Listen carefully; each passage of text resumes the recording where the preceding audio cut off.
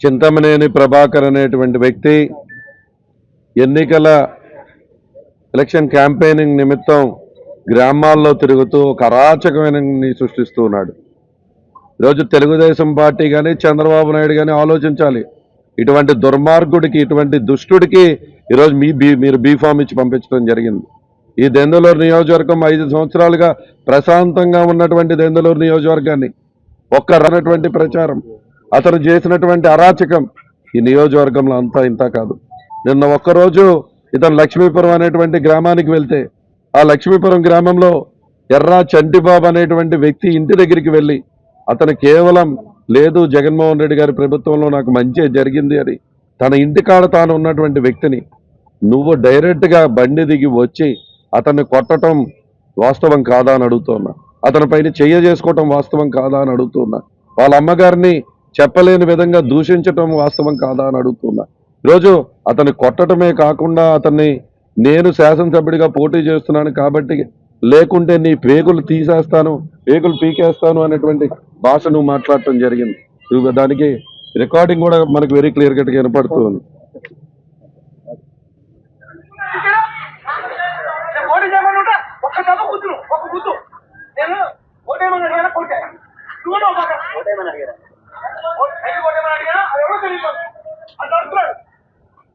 ఏంటి భాష ఏంటి?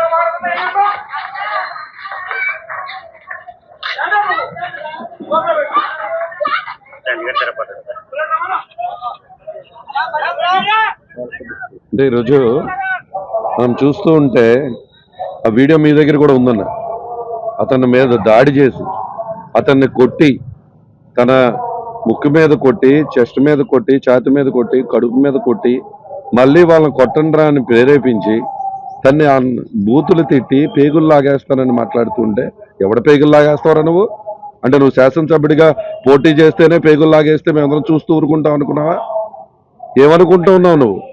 ఈరోజు ప్రచారానికి వెళ్ళినటువంటి వ్యక్తివి నీ ప్రభుత్వంలో నువ్వేం చేసామో చెప్పు, మా ప్రభుత్వంలో మేమేదో చేసామో చెప్తాం.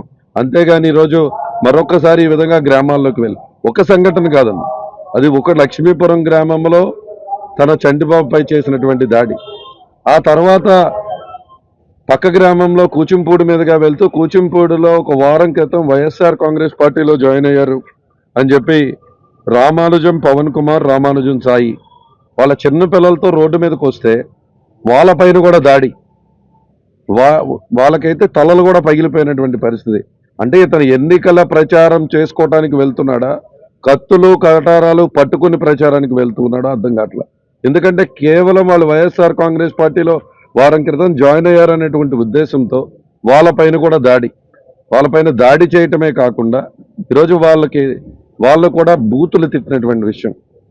నువ్వు పసుపు చొక్కాని తీసేసి వేరే చొక్కా వేసుకుంటావని చితక బాధినటువంటి వైన ఒక్క రోజులో 4 సంఘటనలు 7-8 మంది ఈరోజు ప్రభుత్వ హాస్పిటల్లో జాయిన్ అవటం జరిగింది. మేము తీవ్రంగా ఖండిస్తూ ఉన్నాం ఈ విషయంపై. ఈరోజు చెప్తూ ఉన్నాం డిపార్ట్మెంట్కి కూడా ఎట్టి పరిస్థితుల్లో చింతమనేని అరెస్ట్ చేయాల్సినటువంటి అవసరం ఉంది. చంద్రబాబు నాయుడు దీనికి క్షమాపణ చెప్పాల్సినటువంటి అవసరం కూడా ఉంది. ఇటువంటి దుర్మార్గుడికి నువ్వు బీఫామ్ ఇచ్చి ఈరోజు ఈ దెందులూరు నియోజకవర్గంలో ప్రశాంతంగా ఉన్నటువంటి వాతావరణాన్ని నువ్వు డిస్టర్బ్ చేసి ఈ విధంగా రాక్షసుడైనటువంటి వీడిని ఈరోజు నియోజకవర్గంలో ఎన్నికల ప్రచారానికి పంపించావా, లేకపోతే దళిత వాడికి వెళ్ళి వాళ్ళని అటాక్ చేయమని నువ్వు పంపించావా చంద్రబాబు అని అడుగుతున్నా. తగిన మూల్యం చెల్లించుకుంటావు. గతంలో ఇతను ఇలాగే మాట్లాడటం వల్ల నువ్వు 23 సీట్లకి పరిమితమైన విషయం నువ్వు గుర్తుపెట్టుకో. ఇవాళ ఇతను చేసినటువంటి ప్రవర్తనతో పూర్తిగా తెలుగుదేశం పార్టీ డిపాజిట్లు కోల్పోయేటువంటి పరిస్థితి వస్తుంది. ఈ నియోజకవర్గంలో చెప్తూ ఉన్నా, దమ్ము ధైర్యం ఉంటే రాజకీయంగా నన్ను ఎదుర్కోండి. నీకు చింతమనేని ప్రభాకర్ కానీ చంద్రబాబు కానీ మీకు ధైర్యం ఉంటే రాజకీయంగా నన్ను కానీ మా జగన్మోహన్ రెడ్డి గారిని ఎదుర్కోండి. అంతేగాని ఈ విధంగా వెళ్ళి గ్రామాల్లోకి వెళ్ళి ఈరోజు దళిత వాడల్లోకి వెళ్ళి ఈరోజు కార్యకర్తల్ని అక్కడ ఉన్నటువంటి ప్రజల్ని ఇబ్బందికరమంటూ భాషతో మాట్లాడుతూ ఏం మాట్లాడుతున్నావు? ఎంత దారుణమైన మాట మాట్లాడుతూ ఉన్నావు రాత్రి. నేను చెప్పడానికి కూడా మీడియా ముందు అసహ్యం వేస్తున్నటువంటి బూతు మాటలు నువ్వు మాట్లాడుతూ నువ్వు మాట్లాడిందని తీవ్రంగా ఖండిస్తూ ఉన్నాం. ఇవాళ పోలీస్ డిపార్ట్మెంట్ అతను తక్షణం అరెస్ట్ చేయాల్సినటువంటి అవసరం ఉంటుంది. ఇవాళ లోపల అతను అరెస్ట్ చేయకపోతే రేపు మా ప్రణాళిక రాష్ట్ర వ్యాప్తంగా కూడా దీనిపైన ఎలక్షన్ కమిషన్ కూడా కంప్లైంట్ చేయబోతున్నాం.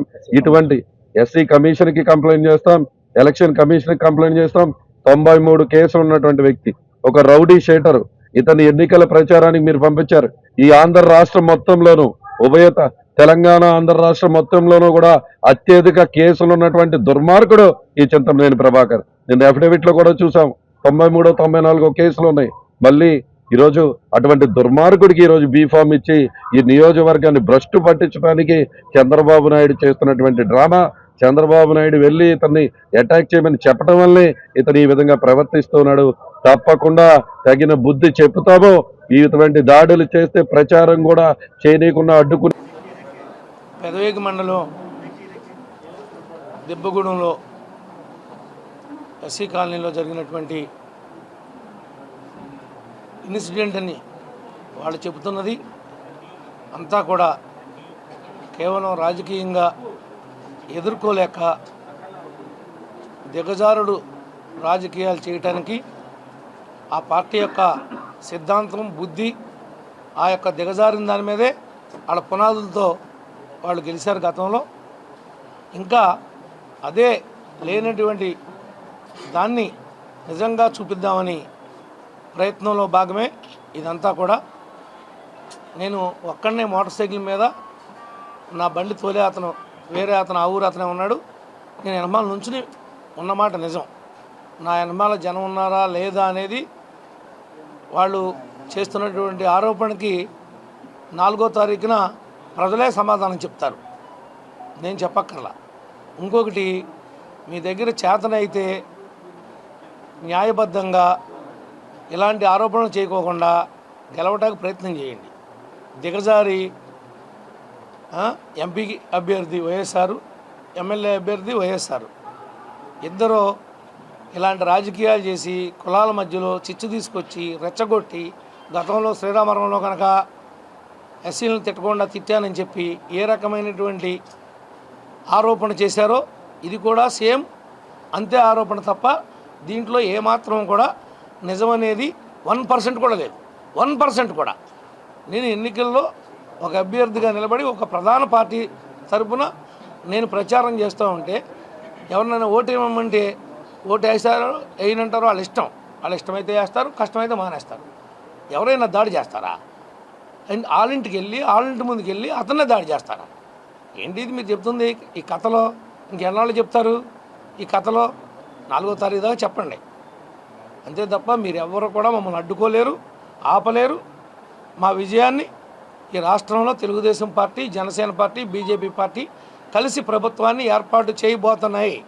ఆ ఉక్రోశానాన్ని తట్టుకోలేకే మీరు మీ ఎంపీ అభ్యర్థి కలిసి ఈ హాస్పిటల్ రాజకీయం ఆడికి ఏమి గోరుగాట్లేదు, కనీసం దెబ్బలేదు, తోసుకోలేదు.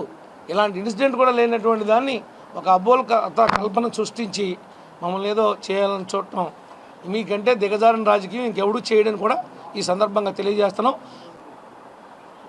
ఆ కులంలో, ఆ పేటలో, ఆ ఊరిలో ఆలోచనతోనే చెప్పిస్తా. నా బలమేంటో నీ బలమేంటో ఆ ఒక్క ఊరు చూసుకుందాం. ఇంకా మీరు వద్దు అసలు.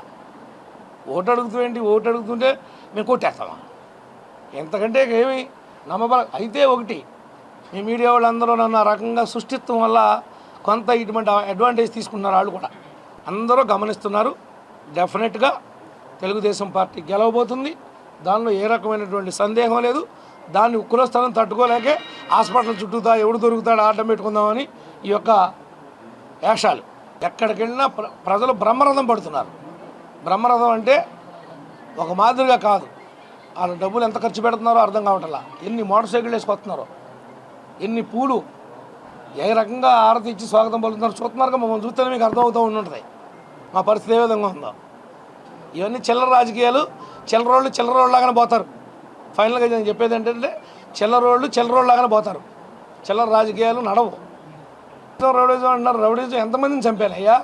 ఒకటి కాలు ఇరిగిందని చూపించండి నా పేరు మీద, ఒకటి చేయి ఇరిగిందని చెప్పండి, ఒకడికి ఈ రక్తం కారింది, ఈ యొక్క 100 ml నీ వల్ల బ్లడ్ లాస్ అయిందని చూపించండి.